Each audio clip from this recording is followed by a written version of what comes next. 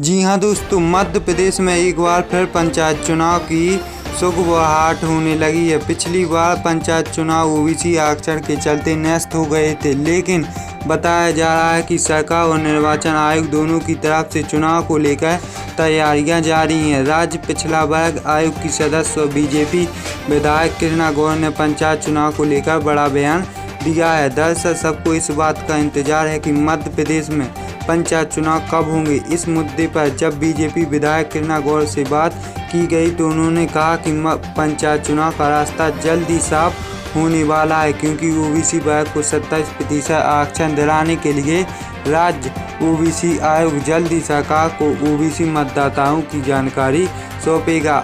OBC आयोग ने प्रदेश के 40 से अधिक जिलों में ओबीसी वर्ग के मतदाताओं की गिनती का सर्वे पूरा कर लिया है, जबकि बाकी के जिलों में भी यह काम तेजी से चल रहा है। लेकिन कृष्णा गौर ने कहा कि पंचायत चुनाव में ओबीसी को 27% आरक्षण दिलाने के लिए राज्य ओबीसी आयोग प्रदेश भर के ओबीसी वर्ग के मतदाताओं की जानकारी जुटा रहा है। ओबीसी आयोग 27% आरक्षण दिलाने के लिए राज्य सरकार को पहले मतदाताओं की पूरी जानकारी देगा। उसके बाद ही इसी रिपोर्ट को सरकार सुप्रीम कोर्ट में पेश करेगी, जिसका माध्यम से कोर्ट को बताया जाएगा कि प्रदेश में ओबीसी वर्ग के लिए 27% आरक्षण जरूरी है। इस रिपोर्ट के सर्वे का काम पूरा होने की वजह से पंचायत चुनाव का रास्ता साफ होगा। हमारे न्यूज चैनल को सब्सक्राइब करें और बेल आइकन जरूर दबाएं। बात करते हैं मध्य प्रदेश में पंचायत चुनाव कब होंगे। मध्य प्रदेश में पंचायत चुनाव को लेकर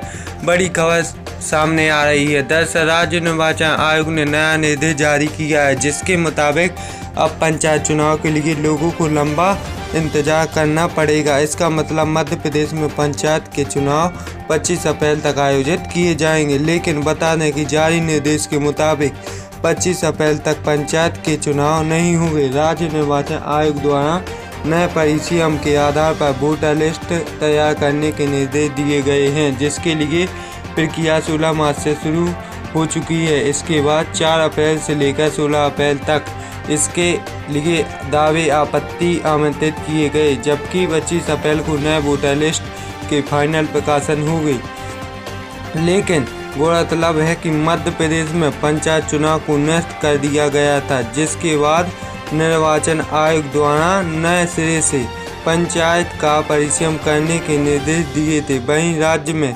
पंचायती राज निर्वाचन आयोग वोटर लिस्ट अपडेट करने का काम कार्य किया जा रहा है। इसके लिए निर्देश जारी किए गए। वोटर लिस्ट नए परिसीमन के आधार पर ही तैयार की जाएगी। इसके अलावा नई बनाई गई नगरीय निकाय और जिन निकाय का क्षेत्र का विस्तार किया गया है, वार्ड का विभाजन शेष है।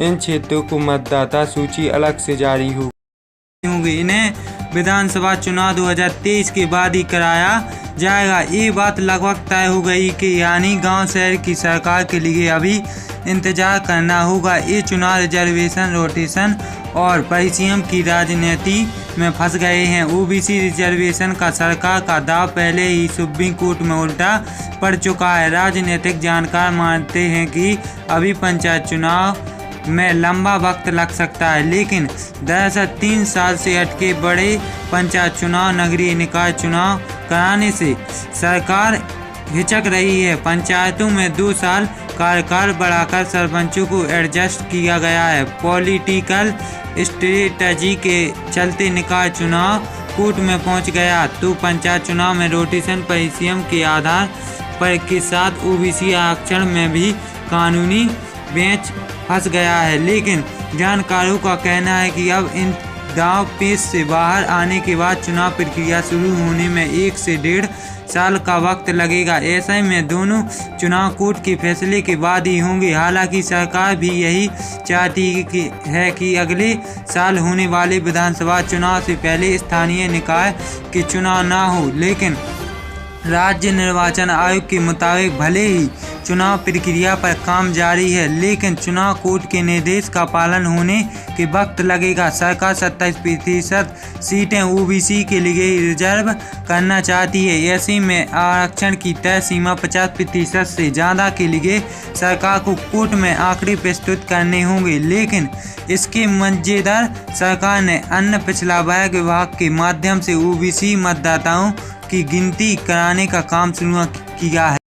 इन्हें विधानसभा चुनाव 2023 के बाद ही कराया जाएगा। ये बात लगभग तय हो गई कि यानी गांव शहर की सरकार के लिए अभी इंतजार करना होगा। ये चुनाव रिजर्वेशन, रोटेशन और परिसीमन की राजनीति में फंस गए हैं। ओबीसी रिजर्वेशन का सरकार का दाव पहले ही सुप्रीम कोर्ट में उल्टा पड़ चुका है। राजनीतिक जानकार मानते हैं कि अभी पंचायत चुनाव में लंबा वक्त लग सकता है, लेकिन दरअसल 3 साल से अटके बड़े पंचायत चुनाव, नगरीय निकाय चुनाव कराने से सरकार हिचक रही है। पंचायतों में 2 साल कार्यकाल बढ़ाकर सरपंचों को एडजस्ट किया गया है। पॉलिटिकल स्ट्रेटजी के चलते निकाय चुनाव कोर्ट में पहुंच गया, तो पंचायत चुनाव में रोटेशन परिसीमन के आधार पर के साथ ओबीसी आरक्षण में भी कानूनी बेंच फंस गया है। लेकिन जानकारों का कहना है कि अब इन दांव पेच से बाहर आने के बाद चुनाव प्रक्रिया शुरू होने में 1 से 1.5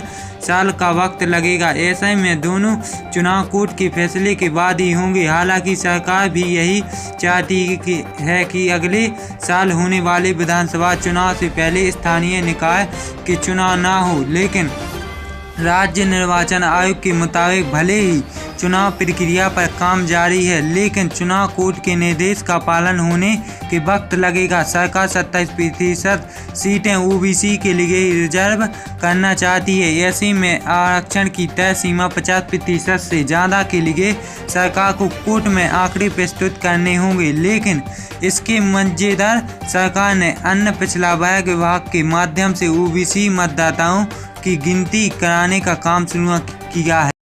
दोस्तों, स्वागत है हमारे न्यू चैनल में। चैनल को सब्सक्राइब करें और बेल आइकन जरूर दबाएं। बात करते हैं मध्य प्रदेश में पंचायत चुनाव कब होंगे। मध्य प्रदेश में पंचायत चुनाव को लेकर बड़ी खबर सामने आ रही है। दरअसल राज्य निर्वाचन आयोग ने नया निर्देश जारी किया है, जिसके मुताबिक अब पंचायत चुनाव के लिए लोगों को लंबा इंतजार करना पड़ेगा। इसका मतलब मध्य प्रदेश में पंचायत के चुनाव 25 अप्रैल तक आयोजित किए जाएंगे। लेकिन बता दें कि जारी निर्देश के मुताबिक 25 अप्रैल तक पंचायत के चुनाव नहीं होंगे। राज्य निर्वाचन आयोग द्वारा नए परिसीमन के आधार पर वोटर लिस्ट तैयार करने के निर्देश दिए गए हैं, जिसके लिए प्रक्रिया 16 मार्च से शुरू हो चुकी है। इसके बाद 4 अप्रैल से लेकर 16 अप्रैल तक इसके लिए दावे आपत्ति आमंत्रित किए गए, जबकि 25 अप्रैल को नए वोटर लिस्ट के फाइनल प्रकाशन हो गई। लेकिन गौरतलब है कि मध्य प्रदेश में पंचायत चुनाव को नष्ट कर दिया गया था, जिसके बाद